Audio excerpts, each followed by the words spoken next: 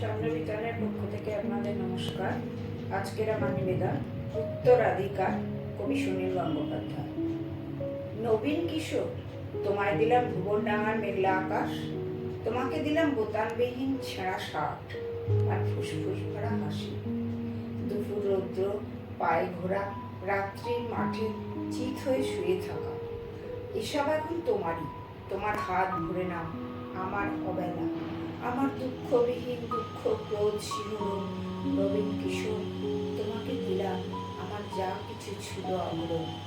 জ্বলন্ত বুকে কফির চুরুট, সিগারেট চুরি, জানলার পাশে বালিকার প্রতি বারবার ভুল, পুরুষ বাক্য কবিতার কাছে হাঁটু মুড়ে বসা, ছুরির ঝলক, অভিমানে মানুষ কিংবা মানুষের মতো আর যা কিছু বুক চিরে দেখা, আত্মহনন, শহরের পিঠ তোলপাড় করা অহংকারের দ্রুত পদপাত, একখানা নদী, দু তিনটে দেশ, কয়েকটি নারী, এসবই আমার পুরনো পোশাক, বড় প্রিয় ছিল এখন শরীরে।